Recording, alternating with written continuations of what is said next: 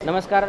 આવનાર પૂનમના દિવસે અંબાજીમાં મા અંબાનો ભાદરવી પૂનમનો મહામેળો જે થનાર છે તેમાં કાયદા અને સુવ્યવસ્થાની પરિસ્થિતિ સારી રીતે થાય અને પોલીસ ફોર્સ નહીં પણ ફેસિલિટેશનના માધ્યમથી ભક્તોનો દર્શન કરાવી આપે, કોઈ અનિચ્છિત બનાવ ન બને તે માટે 5000થી વધુ પોલીસ હોમગાર્ડ જીઆરડીનો બંદોબસ્ત રાખવામાં આવેલ છે.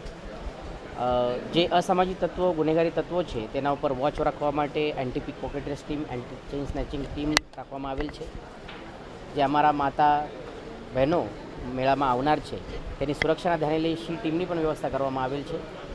હોર્સ પેટ્રોલિંગ, બીડીએસ ટીમના માધ્યમથી ચેકિંગ, ડોગ સ્ક્વોડના માધ્યમથી ચેકિંગ, સીસીટીવીના માધ્યમથી આ મેળાના જે વ્યવસ્થા છે તેના ઉપર દેખરેખ કરવા માટે કંટ્રોલ રૂમની વ્યવસ્થા કરવામાં આવેલ છે.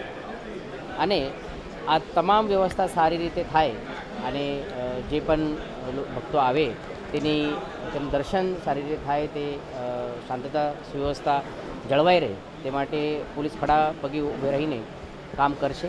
મારી આપ સૌના માધ્યમથી તમામને વિનંતી છે કે આપના સૌના સહકારથી અમે આ મેળામાં કામ કરીશું અને મેળામાં જે ભક્તોની ભીડ વધુ થાય છે તે સમયે કોઈ પણ પ્રકારની અફવા ના ફેલાય અને આપના પાસે કોઈ પણ માહિતી આવે તો આપ તાત્કાલિક Banaskantha police control room, Ambaji police control રૂમમાં તેની જાણ કરો તો તેના ઉપર કાર્યવાહી થઈ જશે.